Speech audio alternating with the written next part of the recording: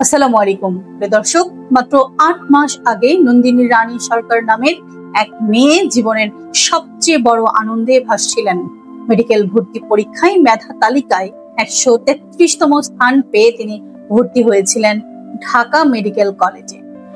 দরিদ্র ঘরের মেয়ের জন্য এটা ছিল অসম্ভবকে সম্ভব করা, কিন্তু আজ সেই নন্দিনী সংবাদ শিরোনামে অন্য কারণে আবারই আলোচনায় এসেছে সেই মেধাবী শিক্ষার্থী।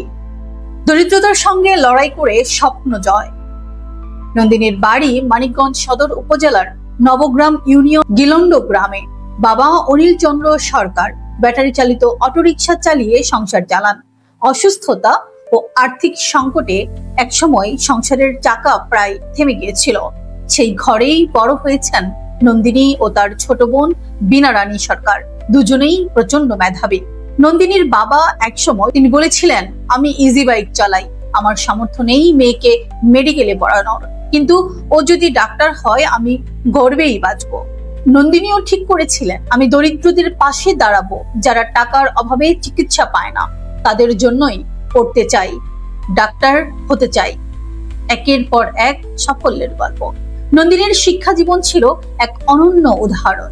প্রাথমিক সমাপনী পরীক্ষায় পেয়েছিলেন জিপিএ 5, জেএসসি পরীক্ষায় 4.46, এসএসসি ও এইচএসসি পরীক্ষায় দুটোতেই জিপিএ 5। ২০২৫ সালের জানুয়ারিতে অনুষ্ঠিত হয় এমবিবিএস ভর্তি পরীক্ষা। ফলাফল ঘোষণার পর দেখা যায় মেধা তালিকায় তার অবস্থান ১৩৩তম। এই সাফল্যের মধ্য দিয়ে তিনি ভর্তি হন দেশের সর্বোচ্চ মানের চিকিৎসা শিক্ষা প্রতিষ্ঠান ঢাকা মেডিকেল কলেজে। তখন সংবাদ মাধ্যমে তার সংগ্রাম ও সাফল্যের গল্প প্রকাশিত হলে সারা দেশে প্রশংসা ছড়িয়ে পড়ে। সে সময় বিএনপির ভারপ্রাপ্ত চেয়ারম্যান তারেক রহমান তার পড়াশোনার দায়িত্ব নেন। দলের পক্ষ থেকে নেত্রী আফরোজা খানম রীতা ও ছাত্রদল নেতা তৌহিদুর রহমান আওয়াল নন্দিনীর বাড়িতে গিয়ে বই ও নগদ অর্থ সহায়তা দেন। সবাই ভেবেছিল এই মেয়েটি একদিন মানুষের জীবন বাঁচাবে। দুর্গাপূজা উপলক্ষে নন্দিনী বেড়াতে গিয়েছিলেন ঝিনাইদহের শৈলকুপা উপজেলার ভান্ডারীপাড়া গ্রামে তার নানার বাড়িতে। বিজয়া দশমীর দিনে বান্ধবীদের সঙ্গে ঘুরতে বের হন। প্রতিমা বিসর্জনের আনন্দে যোগ দেন।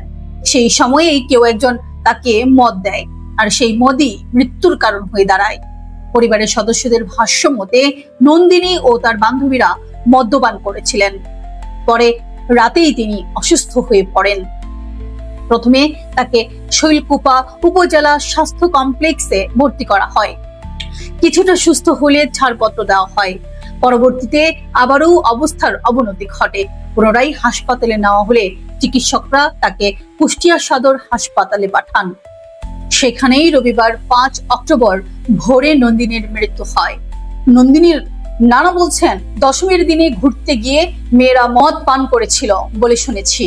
রাতে অসুস্থ হয়ে পড়ে, প্রথমে কিছুটা ভালো হয়, পরে আবার খারাপ। কুষ্টিয়ায় নেওয়ার পর আর ফেরেনি নন্দিনী। এই ঘটনায় নন্দিনীর পরিবারে নেমে এসেছে শোকের ছায়া। নন্দিনীর বড় কাকা গণেশ চন্দ্র সরকার কণ্ঠরুদ্ধ করে বলেন, ভাতিজি অনেক মেধাবী ছিল, ওর বাবার স্বপ্ন ছিল মেয়েটা একদিন চিকিৎসক হবে, এখন সব শেষ।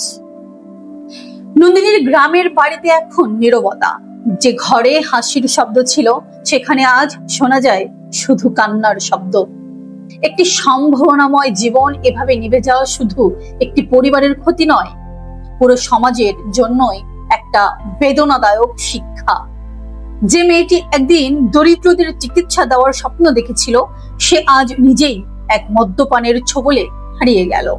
এই ঘটনা আমাদের মনে করিয়ে দেয়, আনন্দের নামে, উৎসবের ছদ্মবেশে, বন্ধুত্বের আড়ালে মাদক আমাদের তরুণ প্রজন্মকে ধীরে ধীরে গ্রাস করছে। নন্দিনীর গল্প শেষ হয়নি, কারণ প্রতিটা অকাল মৃত্যু সমাজের কাছে একটা প্রশ্ন রেখে যায়, আমরা কবে সচেতন হব?